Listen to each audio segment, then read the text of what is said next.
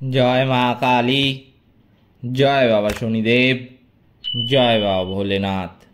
তো নমস্কার বন্ধুরা, আজকে আমরা আলোচনা করতে চলেছি কর্কট রাশি বা লগ্নের জাতক জাতিকাদের কিন্তু এই জুন মাসে বিশেষ কয়েকটি যোগ দেখা যাচ্ছে, যার ফলে কিন্তু কর্কট রাশি বা লগ্নের জাতক জাতিকাদের বিশেষ উন্নতি দেখতে পাওয়া যাবে।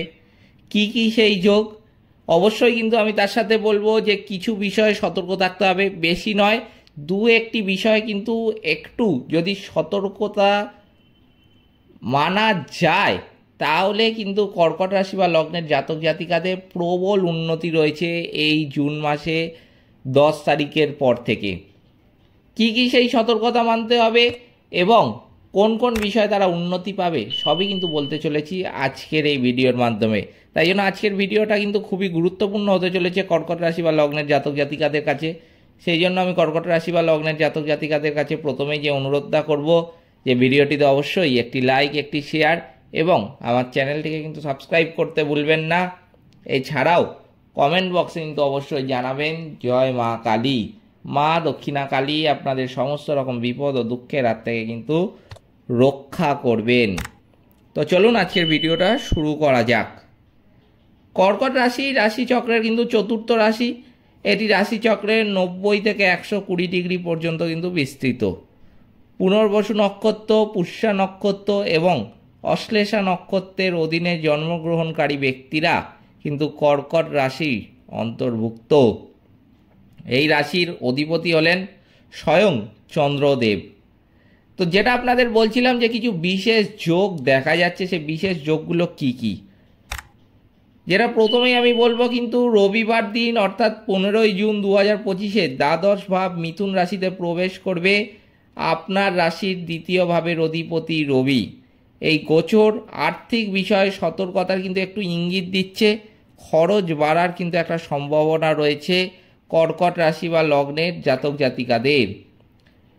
যেটা দেখা যাচ্ছে যে আপনার রাশির তৃতীয় এবং দ্বাদশ ভাবের অধিপতি বুধ শুক্রবার 6ই জুন 2025 দ্বাদশ ভাব মিথুন রাশিতে প্রবেশ করেছে এবং তারপর রবিবার 22শে জুন 2025 প্রথম ভাব অর্থাৎ কর্কট রাশিতে কিন্তু সঞ্চার করবে। এই গোচরের ফলে আপনার যোগাযোগ দক্ষতা এবং ব্যক্তিগত সিদ্ধান্তকে ইতিবাচক কিন্তু প্রভাবিত করবে। আপনার ব্যক্তিত্বেরও কিন্তু যথেষ্ট উন্নতি ঘটবে এই গোচরের ফলে। রবিবার দিন 29শে জুন 2025 দ্বাদশ ভাব মিথুন রাশিতে প্রবেশ করবে আপনার রাশির চতুর্থ এবং একাদশ ভাবের অধিপতি শুক্র। এই গোচর সামাজিক কার্যকলাপ এবং আর্থিক খরচ কিন্তু যেমন একটু বাড়িয়ে তুলবে, তেমনি বিলাসিতার প্রতিও কিন্তু আগ্রহ বাড়বে কর্কট রাশি বা লগ্নের জাতক জাতিকাদের এই সময়ে। এই সময় আর্থিক সিদ্ধান্তের সাহস বাড়াবে, তবে ক্রোধ নিয়ন্ত্রণ করা প্রয়োজন, কথাবার্তায় কিন্তু সতর্কতা প্রয়োজন। বিদেশ ভ্রমণেরও কিন্তু এই সময় সুযোগ রয়েছে। আধ্যাত্মিক চিন্তা বাড়বে, স্থিতিশীলতার ইঙ্গিত দিচ্ছে একটা অংশীদারিত্ব সম্পর্কে। এছাড়াও বিভিন্ন যোগ কিন্তু দেখা যাচ্ছে। সুতরাং এবার কিন্তু আমি আপনাদের ডিটেলে বলতে চলেছি যে আপনাদের কি কি উন্নতি লাভ করবে। এইগুলো কিন্তু আমি বললাম যে রাশি অনুযায়ী যে গ্রহ কোথায় রয়েছে সেই গ্রহ অনুযায়ী কি উন্নতি আপনাদের ঘটবে। তো এবার চলুন জেনে নেওয়া যাক যে কি জুন মাসের 10 তারিখের পর থেকে আপনারা উন্নতি দেখতে পাবেন। এই জুন মাসের 10 তারিখের পর থেকে কর্কট রাশি বা লগ্নের জাতক জাতিকাদের কিন্তু জীবন অত্যন্ত ভালো কাটবে। বুধ প্রথমভাবে প্রবেশের এবং মঙ্গল দ্বিতীয়ভাবে থাকার কারণে কর্মজীবন আর্থিক বিষয়ে ইতিবাচকতা কিন্তু লক্ষ্য করা যাচ্ছে।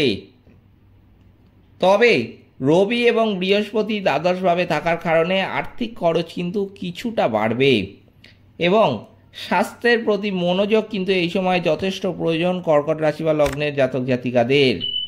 শনি নবমভাবে থাকার কারণে জ্ঞান বিস্তার এবং অংশীদারিত্বের সম্পর্কে স্থিতিশীলতা বজায় থাকবে। এই জুন মাসের 10 তারিখের পর থেকে কিন্তু আপনি আধ্যাত্মিকভাবে এবং মানসিকভাবে বিকশিত হবেন। এই সময় কিন্তু কেরিয়ার জীবনে মাসটা অত্যন্ত ইতিবাচক হতে চলেছে। এই জুন মাস কিন্তু স্মরণীয় হয়ে থাকবে কর্কট রাশি বা লগ্নের জাতক জাতিকাদের কাছে কেরিয়ারের দিক থেকে। মঙ্গল দ্বিতীয়ভাবে থাকার কারণে আপনার আত্মবিশ্বাস এবং কার্যকারিতা কিন্তু অত্যন্তই বাড়বে, যার ফলে আপনি সময় মতো কাজও কিন্তু শেষ করতে পারবেন।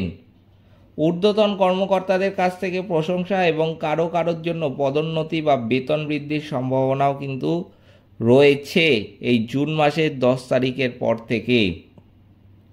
বুধ প্রথমভাবে প্রবেশের পর আপনার যোগাযোগ দক্ষতা উন্নত হবে এবং কর্মক্ষেত্রে একটি ইতিবাচক পরিবেশ কিন্তু তৈরি হবে।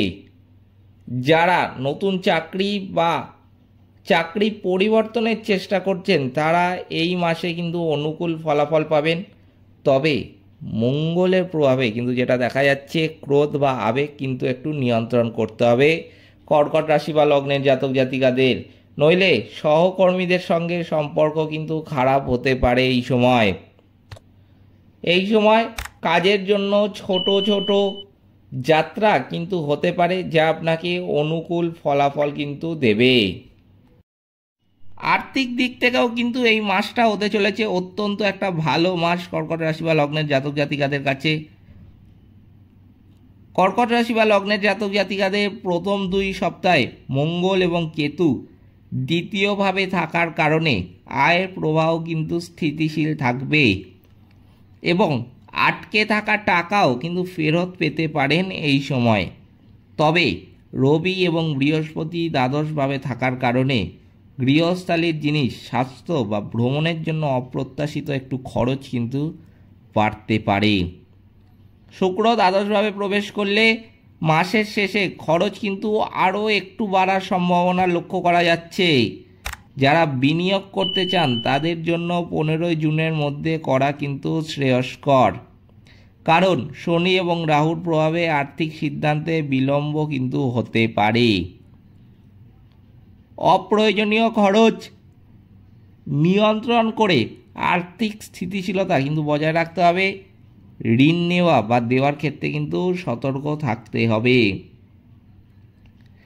পারিবারিক দিক দিয়েও কিন্তু যেটা দেখা যাচ্ছে, এই মাসটা অত্যন্ত একটা ইতিবাচক সময় নিয়ে আসতে চলেছে। শুক্র একাদশভাবে থাকার কারণে প্রথম 3 সপ্তাহে বন্ধু এবং পরিবারের সদস্যদের সঙ্গে আনন্দদায়ক সাক্ষাৎ হবে। এমনকি পারিবারিক শুভ অনুষ্ঠানে যোগ দেওয়ার একটা সুযোগও কিন্তু লক্ষ্য করা যাচ্ছে, অথবা বাড়িতে একটি আনন্দময় পরিবেশ কিন্তু তৈরি হবে। এরপর যেটা দেখা যাচ্ছে যে শনি নবমভাবে থাকার কারণে জীবনসঙ্গীর সঙ্গে সম্পর্ক স্থিতিশীল থাকবে এবং আপনি তাদের সমর্থনও কিন্তু পাবেন। তবে মঙ্গল দ্বিতীয়ভাবে থাকার কারণে দ্বিতীয় সপ্তাহের পর পরিবারের বড়দের সঙ্গে ছোটোখাটো ভুল বোঝাবুঝি কিন্তু একটু হতে পারে। কঠোরভাবে কথা বলা থেকে বিরত থাকবেন এবং তাদের ভাবনা বোঝার মাধ্যমে সমস্যা কিন্তু কমানো যেতে পারে। কেতু দ্বিতীয়ভাবে থাকার কারণে পারিবারিক সম্পর্কে আধ্যাত্মিক দৃষ্টিভঙ্গি কিন্তু বাড়তে চলেছে। এই সময় সন্তানদের বিষয়ে কিন্তু আনন্দ পাবেন। এই সময় কিন্তু স্বাস্থ্যের দিক দিয়ে যেটা আমি বলবো যে সাধারণত অনুকূলই থাকতে দেখা যাচ্ছে এই জুন মাসের 10 তারিখের পর থেকে সময়টা। বৃহস্পতি দ্বাদশভাবে থাকার কারণে স্বাস্থ্যের প্রতি মনোযোগ কিন্তু আরও বাড়বে এবং আধ্যাত্মিক পদ্ধতি যেমন ধ্যান, যোগ স্বাস্থ্যের উন্নতি ঘটাতে আরও সাহায্য করবে। তবে মাসের শেষ সপ্তাহে শুক্র দ্বাদশভাবে প্রবেশ করার কারণে চোখের ব্যথা, দাঁতের সমস্যা বা ঠান্ডা খাবারের কারণে গলার সমস্যা কিন্তু কর্কট রাশি বা লগ্নের জাতক জাতিকাদের একটু হতে পারে। অতিরিক্ত ঠান্ডা জিনিস খাওয়া থেকে এই সময় বিরত থাকতে হবে এবং চোখকে পর্যাপ্ত বিশ্রাম দেবেন। মঙ্গলের প্রভাবে মানসিক চাপ বা ছোটোখাটো আঘাত কিন্তু লাগতে পারে, তাই ভ্রমণের সময় সতর্ক থাকুন। মানসিক চাপ কমাতে কিন্তু অবশ্যই আমি বলবো বিশ্রামটা প্রয়োজন। বিশ্রাম কিন্তু যতটা পারবেন নেবেন, তাহলেই কিন্তু আপনার মঙ্গল হবে।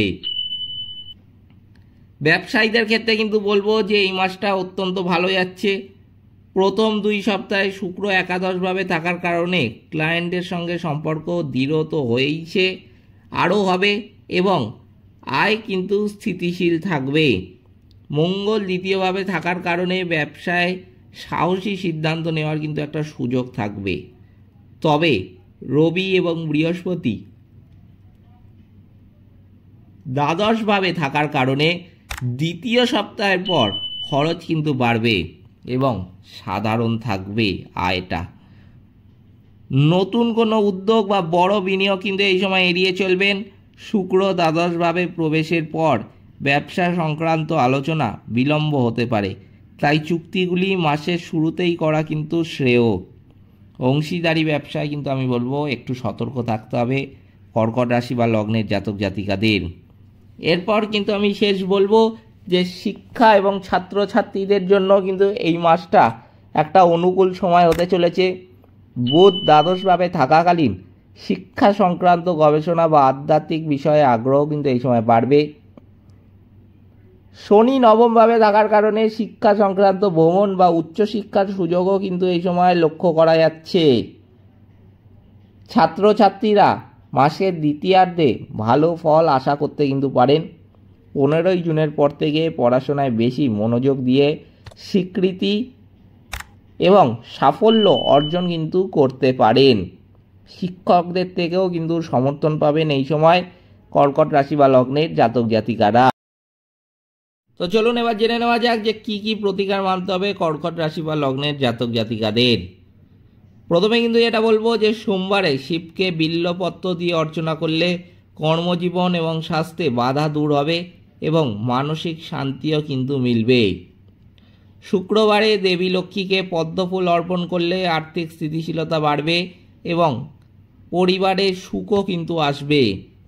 মঙ্গলবারে হনুমান মন্দিরে প্রদীপ জ্বালালে বা হনুমান চালিসা পাঠ করলে ক্রোধ এবং মানসিক চাপ কিন্তু কমবে এবং সাহস কিন্তু অত্যাধিক পরিমাণে বাড়বে।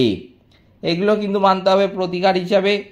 এই ছিল আজকের ভিডিওটিতে কিন্তু অবশ্যই একটি লাইক, একটি শেয়ার এবং আমার চ্যানেলটিকে কিন্তু সাবস্ক্রাইব করতে ভুলবেন না। এছাড়াও কমেন্ট বক্সে কিন্তু অবশ্যই জানাবেন জয় মা কালী। মা দক্ষিণা কালী আপনাদের সমস্ত রকম বিপদ ও দুঃখের হাত থেকে কিন্তু রক্ষা করবেন। সকলে ভালো থাকবেন, সুস্থ থাকবেন। নমস্কার।